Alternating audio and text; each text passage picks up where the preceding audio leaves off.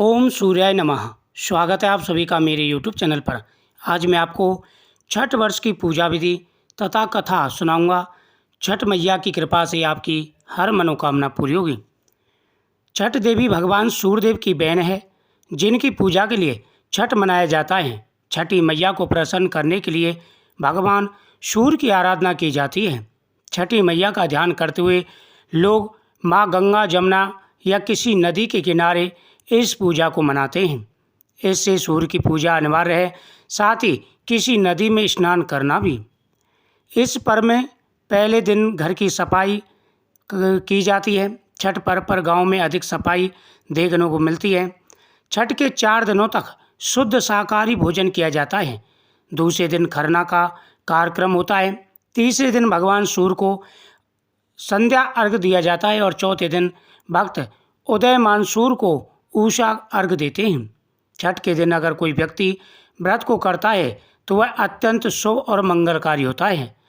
पूरे भक्ति भाव और विधि विधान से छठ व्रत करने वाला व्यक्ति सुखी और संपन्न होता है। साथ ही निसंतानों को संतान प्राप्ति होती है। छठ के दिन सूर्योदय में उठना चाहिए। व्यक्ति को अपने घर के आसपास एक झील, तालाब या नदी में स्नान करना चाहिए। स्नान करने के बाद नदी के किनारे खड़े होकर सूर्य उदय के समय सूर्य देवता को नमन करें और फिर विधि विधान से पूजा करें। शुद्ध घी का दीपक जलाएं और सूर्य को धूप और फूल अर्पण करें। छठ पूजा में 7 प्रकार के फूल, चावल, चंदन, तिल आदि से युक्त जल को सूर्य देव को अर्घ्य दिया जाता है। सर झुकाकर प्रणाम करते हुए ओम गृहण सूर्याय नमः, ओम गृहण सूर्य आदित्याय, ओम ह्रीं ह्रीं सूर्याय, ओम सहस्त्रकिरणाय मनोवांछित फलम देहि देहि स्वाहा, या फिर ओम सूर्याय नमः, ओम भास्कराय नमः। इन मंत्रों से भगवान को अर्घ्य दिया जाता है। अपनी सामर्थ्य के अनुसार ब्राह्मणों और गरीबों को भोजन कराया जाता है। सूर्य षष्ठी व्रत होने के कारण से छठ कहा जाता है। यह पर्व वर्ष में 2 बार मनाया जाता है। पहली बार चैत्र में और दूसरी बार कार्तिक में। चैत्र शुक्ल पक्ष की षष्ठी पर मनाए जाने वाले छठ पर्व को चैती छठ या कार्तिक शुक्ल पक्ष षष्ठी पर मनाए जाने वाले पर्व को कार्तिकी छठ कहा जाता है। पारिवारिक सुख समृद्धि तथा मनोवांछित फल प्राप्ति के लिए यह पर्व मनाया जाता है। इस पर्व को स्त्री और पुरुष समान रूप से मनाते हैं।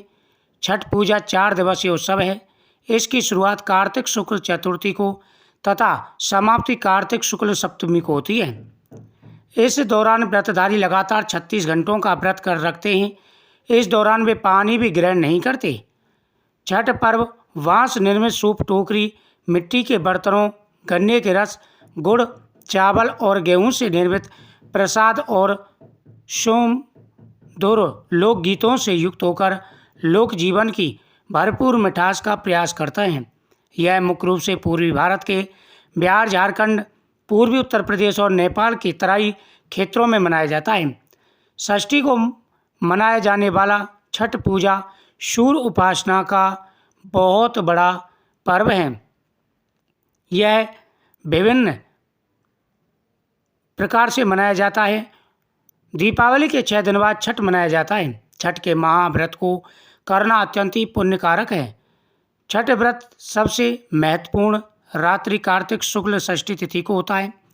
सूर्य उपासना का यह महापर्व 4 दिनों तक मनाया जाता है। छठ पर्व के लिए कई कथाएं प्रचलित हैं, किंतु पौराणिक शास्त्रों में से देवी द्रौपदी से जोड़कर देखा जाता है। मान्यता है कि जब पांडव जुए में अपना सारा राजपाट हार गए थे, तब द्रौपदी ने छठ का व्रत रखा था। द्रौपदी के व्रत के फल से पांडवों को अपना राजपाट वापस मिल गया था। इसी तरह छठ का व्रत करने से लोगों के घरों में समृद्धि और सुख आता है। छठ मुख्य रूप से बिहार, झारखंड, उत्तर प्रदेश सहित हर क्षेत्र में मनाया जाता है। छठ पूजा या सूर्य षष्ठी या छठ व्रत में सूर्य भगवान की उपासना और धरती पर लोगों के सुखी जीवन के लिए सूर्य देव के प्रति आभार व्यक्त किया जाता है। सूर्य देव को ऊर्जा और जीवन शक्ति का देवता माना जाता है, इसलिए छठ पर्व पर समृद्धि के लिए पूजा की जाती है। एक पौराणिक लोक कथा के अनुसार लंका विजय के बाद भगवान राम राज्य की स्थापना के लिए कार्तिक शुक्ल षष्ठी को भगवान राम और माता सीता ने उपवास किया और सूर्यदेव की उपासना की। सप्तमी को सूर्योदय के समय पुण्य अनुष्ठान कर सूर्यदेव से आशीर्वाद प्राप्त किया था। एक मान्यता के अनुसार छठ पर्व की शुरुआत महाभारत काल से हुई थी। सबसे पहले सूर्यपुत्र कर्ण ने सूर्यदेव की उपासना शुरू की थी। कर्ण भगवान सूर्य का परम भक्त था। वह प्रतिदिन घंटों कमर तक पानी में खड़ा होकर सूर्य को अर्घ्य देता था। सूर्य की कृपा से ही वह महान योद्धा बना। आज भी छठ में सूर्यदान की यही पद्धति प्रचलित है। एक कथा के अनुसार राजा प्रियव्रत को कोई संतान नहीं थी। तब महर्षि कश्यप ने पुत्रिष्ट यज्ञ कराकर उनकी पत्नी मालिनी को यज्ञ आहुति के लिए बनाई गई खीर दी। इसके प्रभाव से उन्हें पुत्र हुआ, परंतु वह मृत पैदा हुआ। प्रियव्रत पुत्र को लेकर शमशान गई और पुत्र वियोग में प्राण त्यागने लगी। उसी वक्त भगवान की मानस कन्या देवसेना प्रकट हुई और कहा कि सृष्टि की मूल प्रगति में के छठे अंश से उत्पन्न होने के कारण मैं षष्ठी कहलाती हूँ। हे राजन, तुम मेरा पूजन करो तथा और लोगों को भी प्रेरित करो। राजा ने पुत्र इच्छा से देवी षष्ठी का व्रत किया और उन्हें पुत्र रत्न की प्राप्ति हुई। यह पूजा कार्तिक शुक्ल षष्ठी को हुई थी। सूर्य षष्ठी व्रत होने के कारण से छठ कहा जाता है। यह बहुत बड़े व्रतों में से व्रत है। यह पर्व बहुत बड़ा पर्व है। अगर पूरे नियम के साथ में यह पर्व मनाया जाए तो मनोकामना अवश्य पूरी हो जाती है। रोगियों के रोग दूर हो जाते हैं, निसंतानों को संतान की प्राप्ति होती है और जिनको मन में जो भी कामना हो षष्ठी माता उनकी हर मनोकामना पूरी करती हैं। सूर्य की पूजा से विभिन्न बीमारियों का इलाज संभव है। सूर्य पूजा के साथ स्नान किया जाता है। इससे कुष्ठ रोग जैसी भयंकर रोग भी दूर हो जाते हैं। छठ पर्व परिवार के सदस्यों और मित्रों की लंबी उम्र और समृद्धि के लिए मनाया जाता है। छठ पूजा के दिन पूरे नियम के साथ में इस व्रत को करें, इससे मनोकामना पूरी हो जाती है। जिस प्रकार से राजा प्रियव्रत को मृत पुत्र उनका पुनः जीवित हो गया था, पांडवों को खोया हुआ राज्य वापस मिला था तथा अनेकों प्रकार के राजाओं ने यह व्रत किया जिससे उनकी हर मनोकामना पूरी हुई। जिस प्रकार से बताया गया है उसी प्रकार से नियम के साथ में इस व्रत को करें। यह व्रत 4 दिन का पर्व होता है और पूरे नियम के साथ में इस व्रत को करें। इससे सदा ही भगवान की कृपा बनी रहती है।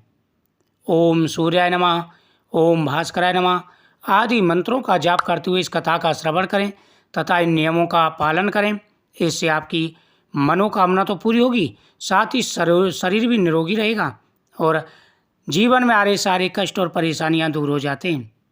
तो आप वीडियो को ज़्यादा से ज़्यादा शेयर करें, चैनल को सब्सक्राइब करें, कमेंट में ओम सूर्याय नमः जय छठी माता की जरूर लिखें। माता छठी आपकी हर मनोकामना पूरी करेंगी। जय छठी माता की।